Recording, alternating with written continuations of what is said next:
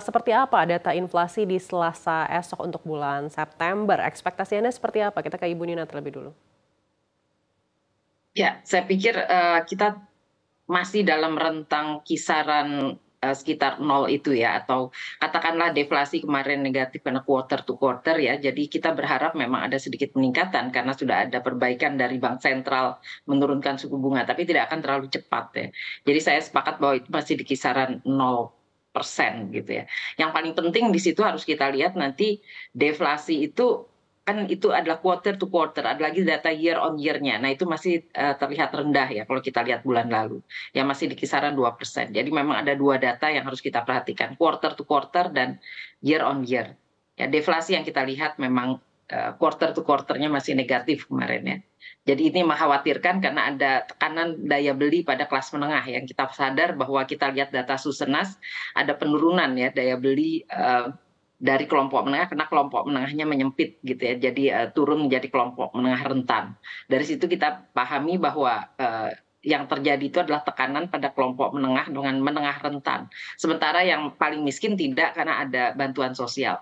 Ya, jadi data Susenas, Survei Sosial Ekonomi Nasional yang diolah gitu ya, bisa terlihat bahwa ada pergeseran di situ.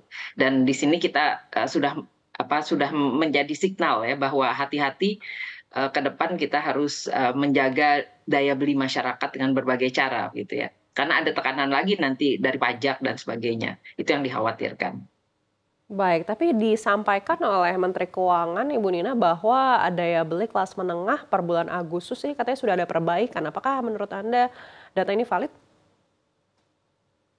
Ya, kita melihat data Susenas ya, Survei Sosial Ekonomi Nasional itu keluarnya di bulan Maret. Lalu kita lihat lagi data setengah pengangguran meningkat ya, itu data yang Juni dipublishnya, tapi untuk data Februari itu data terakhir yang kita punya dari BPS ya, Badan Pusat Statistik.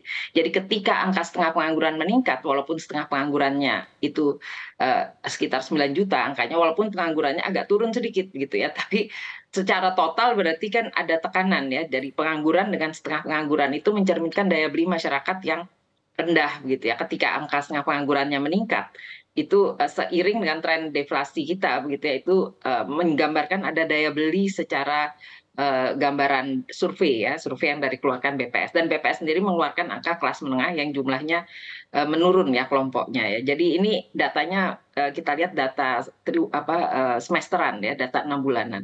Ya, jadi itu data terakhir yang kita punya dari BPS. Baik, Bu Nina, kita melihat sudah ada pemangkasan suku bunga baik dari dalam negeri dan juga di luar negeri. Menurut Ibu, apakah faktor ini bisa secara signifikan dalam waktu dekat ini menggenjot daya beli dari kelas menengah?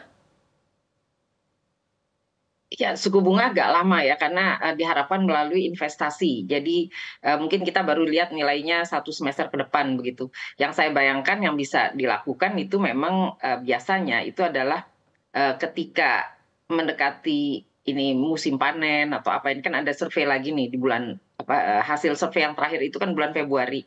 Nanti survei lagi angkatan kerja itu di bulan Agustus gitu kan, yang baru keluar hasilnya lag-nya sekitar 3-4 bulan. Yang saya ingin katakan adalah data itu memberikan indikasi 6 bulan yang lalu, tetapi masih relevan sampai sekarang bahwa perubahannya itu tidak drastis gitu ya. Nah kalau kita lihat, ini kan baru ya keluar peraturan suku bunganya hari ini. Jadi kelihatannya nanti di semester depan baru akan terlihat tumbuh dari sisi nilai angkatan pekerjanya ya, apakah ada penciptaan lapangan kerja baru atau peningkatan pekerja atau penurunan tingkat pengangguran dan setengah pengangguran. Karena yang kenapa data ini kita lihat hati-hati karena ada penurunan pengangguran, dan ini yang dilaporkan di APBN, pengangguran menurun gitu ya, karena 4,82% ini Februari.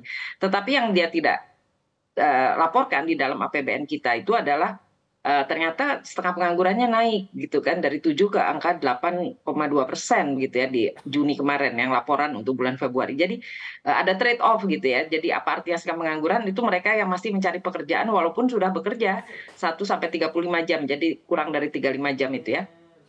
Nah itu yang menunjukkan indikasi pekerja yang katakan di PHK masih cari kerja, baru dapat kerjaan sambilan 2-3 jam per minggu, masih cari kerjaan kedua begitu ya.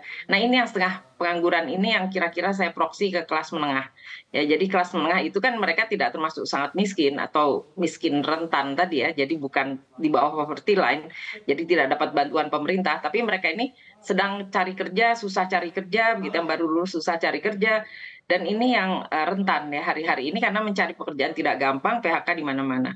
Nah, ini yang harus hati-hati ya. Jadi kelompok inilah yang akan terkena kalau ada pajak PPN nanti akan naik bertahap, yang sekarang sudah katakan 11%, walaupun tidak langsung kena ke sektor retail makanan, tapi ke daya beli kepada pembelian-pembelian lainnya begitu ya, yang kita harus perhatikan. Jadi daya beli masyarakat itu pas-pasan gitu ya di kelas itu. Nah, ini yang kita hati-hati ya, karena memang angkanya di tenaga kerja di kita itu keluarnya 6 bulan sekali kalau dari BPS. Signal yang cepat itu mestinya ada di BPJS Ketenagakerjaan, tapi tidak pernah di-report ya secara berkala oleh Kementerian Tenaga Kerja ya, karena signal inilah yang kita bisa lihat apakah ada daya beli di masyarakat. Kalau di negara maju dia lihat apakah ada pembentukan pekerja pada setiap bulan data. Nah, kita tidak pernah melaporkan itu ya, walaupun mungkin datanya ada proksinya di BPJS Tenaga Kerja. Jadi sekali lagi saya katakan ini data makronya menunjukkan masih rentan ya di kelas menengahnya, karena ada setengah pengangguran yang meningkat ya dari Februari tahun 2023 ke Februari 2024 secara persentase. Ya, artinya secara absolut pun meningkat begitu. Dan ini yang kalau kita tunjukkan dengan angka tabungan juga mengkhawatirkan gitu ya. Jadi tabungan masyarakat ini juga rentan ya di angka tabungan rendah gitu ya. Itu data perbankan yang punya mikro gitu.